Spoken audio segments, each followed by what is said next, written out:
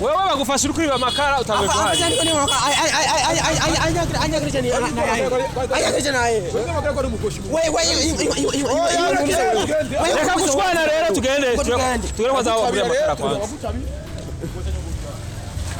Ndio kwanza ubahi.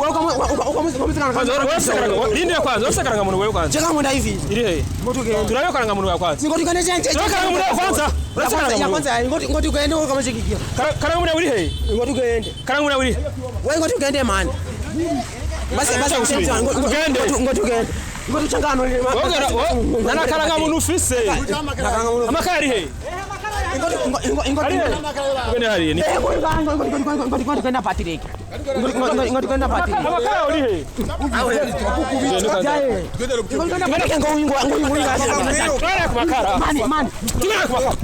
mwicaye ni munyici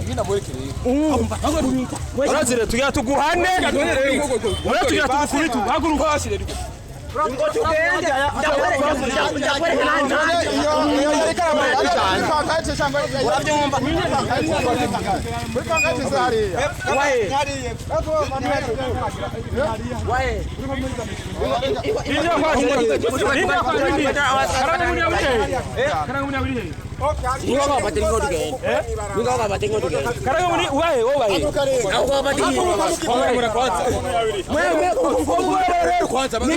mwibarabara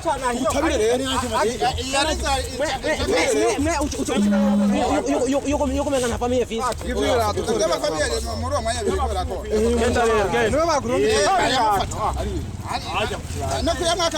makara baba yagusubira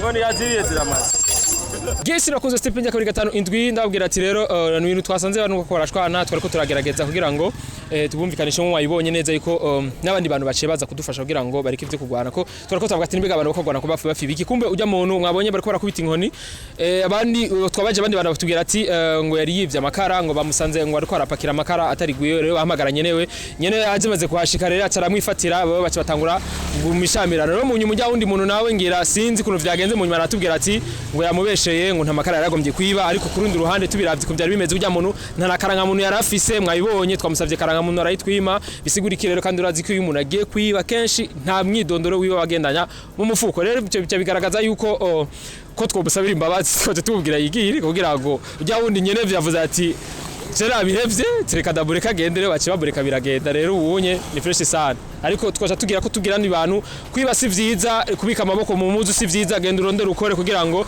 iyo ngeso yo gukora itazana ibintu vyinshi kuko ajya hano iyo tutahagera urabona yuko byari kuba birebire ntiyari kuhavana hajya hano yari kusanga yagize ikibazo mu maboko cyangwa amaguru yabaye ikimugo